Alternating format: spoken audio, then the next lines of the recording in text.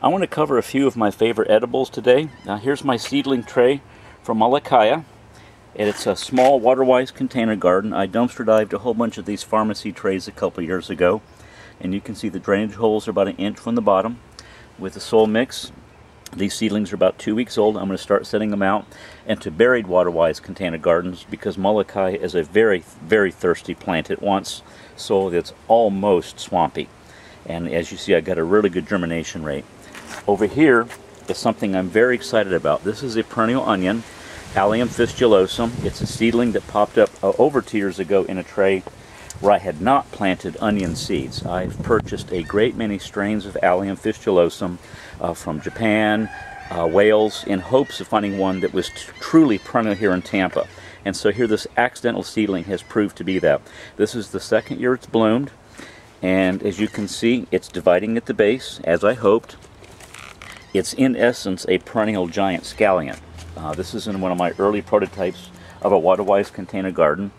And one of the ways you can tell Allium fistulosum is if you make a cut down deep, the cross section, which I don't have the scissors on me right now, is a capital D. Normal scallions, if you cut it, it's a circular tube.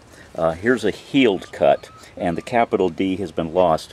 But this is Allium fistulosum, and I am excited as all get out because I cannot cook without onions, and I'm going to have a very heavy crop of seeds this year. So that's one thing I wanted to share. Let's come over here. Oh, look at this. Here's my Duché rose, growing in a 15-gallon water-wise container garden. Here's the main thing I wanted to share. This crop is being a staple in my diet, and also it's a good source of income because I root the plants and sell them. This is my beloved thornless Opuntia cactus. The species name is Opuntia cochlinifera. Let's get up close to the pads. They're completely spine-free, wonderful raw. A lot of people like to simply nibble them right off of the plant. I've got to clean out some dead velvet bean vines from last year. I've taken the older, thicker pads and done several things with them. I made last year some spectacular pickles with them. I made up a pickle that was essentially like the sweet sour type, what they call bread and butter. I've also taken the older pads and cut them to thin strips and cooked them like green beans.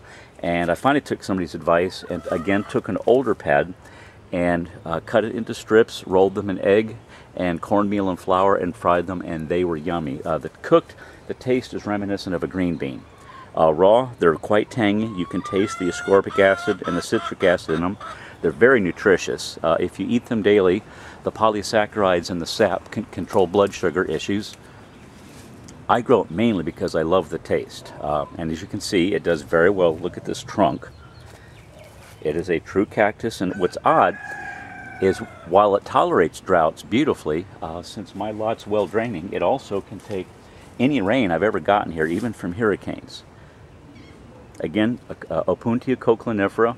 The fruit and the flowers are pretty, but they literally are insipid.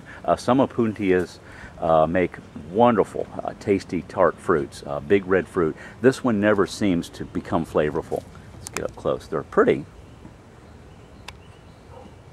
but I've never found a flavorful fruit on these. I'm going to be rooting cuttings of these today to sell for my plant business because I seem to be the only source around here of them. This plant has made me a fair amount of money to help keep the bills paid, and I enjoy knowing that people can then have this very useful plant in their gardens and then can distribute the plant themselves.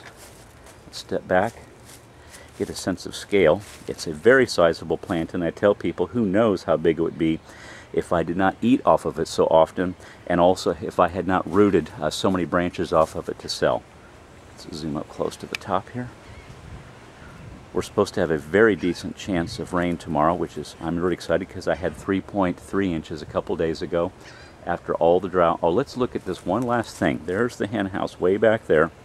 My Gray Street grape has fully broken, actually let's go there. It's fully broken dormancy, and it's now producing thousands and thousands. Oh, look at this rose. This is Oklahoma. Thousands of blossoms. This portion here is where it had consumed what I used to call the quail pen, and last year it made no fruit. But this year, now that the canes are mature, plus we had a chilly winter, and even though the chickens are hopping up here daily to eat the foliage, you can see just how well they're growing. Thousands of blossoms. I'm attempting to root canes directly in pots, a method I learned online, because I'm very bad about rooting grapes from cuttings. Let's come over here to the parent plant. Hey girls. What I like about this is in the wintertime it becomes completely leafless, and so sunshine can go into the south side of the hen house, and now that it's spring it's leafing back out to give the girls shade, and boys. I have a couple boys. But take a look at the number of blossom clusters. Last year was the first year it ever set fruit, and it set fruit wonderfully. I'm pretty sure this is a variety called Conquistador. There's a slim chance it's simply Vitis estivalis, the wild species. If it is that, I'm inclined to think it's the old colonial selected form called Norton. But after doing a lot of research, I'm much more inclined to believe it's Conquistador.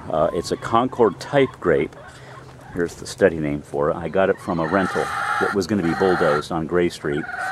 Conquistador is like Blue Lake in that it was bred in Florida for Florida and has Concord in the lineage. The true Concords are basically close to impossible to grow in Florida due to nematodes and I believe something called Pierce's disease.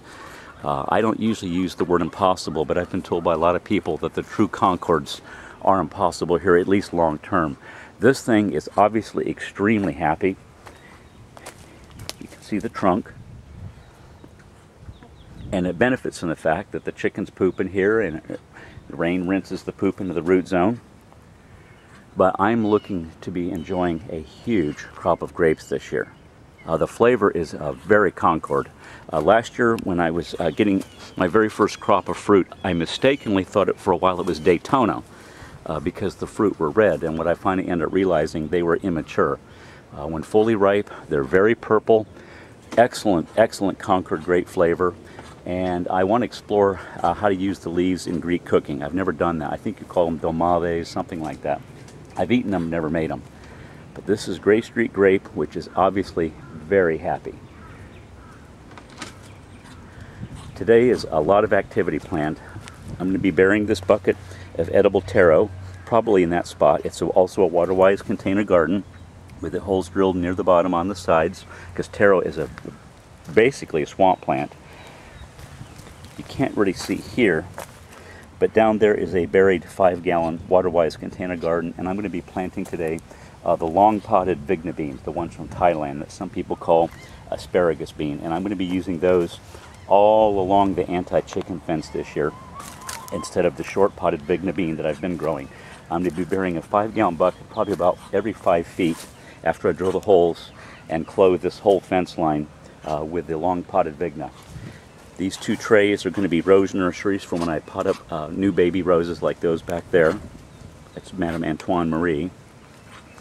That structure back there is to keep squirrels out, and what's below that one and that green one there is a buried 55-gallon water-wise container garden with a 3/4-inch holes drilled about 6 inches from the bottom, buried, and that's where I'm going to be growing excuse me, my calabaza pumpkins in. I love calabazas.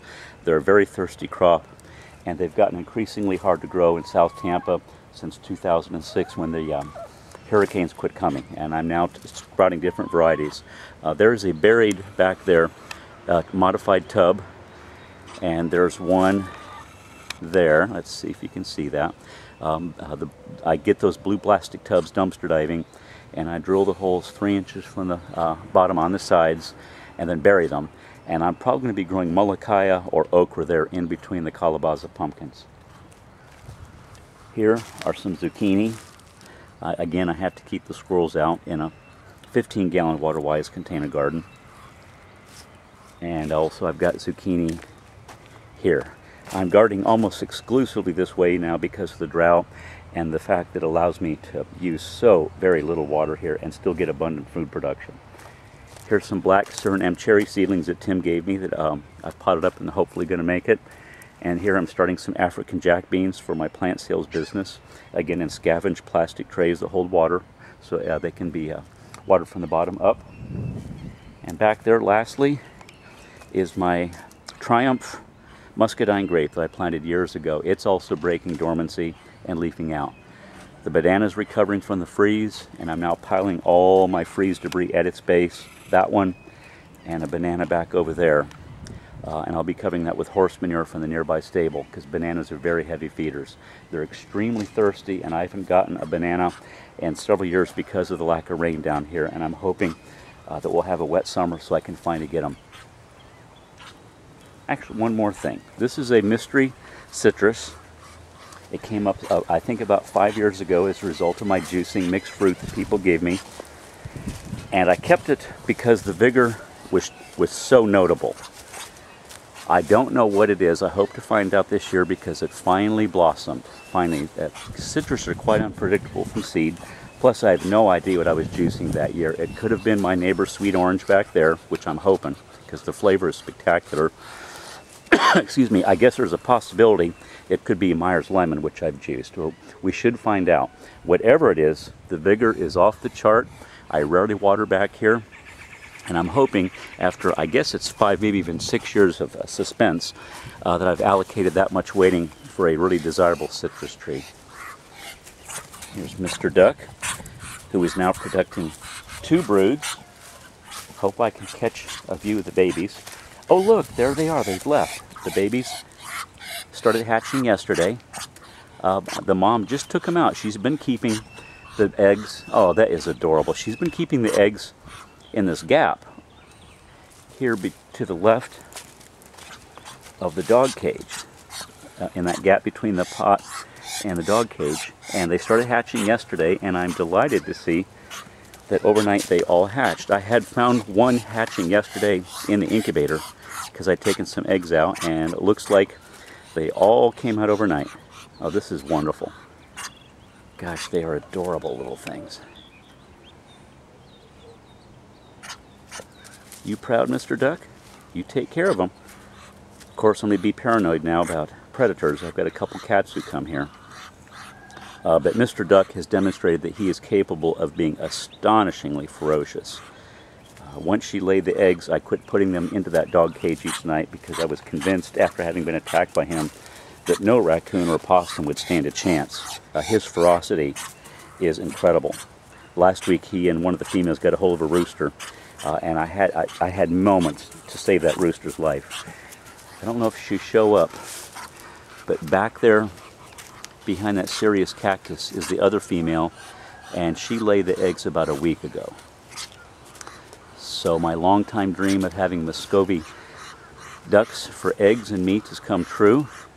I got Mr. Duck and the 2 females for free from a young woman who had moved into an apartment complex that said no ducks. I got them for free, and I promised her I would not eat them, but I couldn't make the same promise for the babies. Let's go back to these babies again. This is so cool.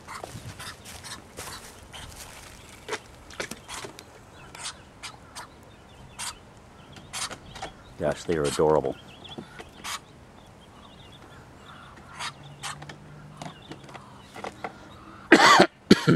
Excuse me for the cough. The laurel oaks have begun blooming. I had just started to recover from the live oaks blooming, and now the laurel oaks, and I'm right back to hacking and being all snotty. This is wonderful. I just love my yard. I just am so glad to be back home in Tampa and exploring all these options for low-cost urban farming here. It's interesting to see how some are completely yellow and some are brown and yellow. What a great life I have. Have a good one, y'all. Bye-bye.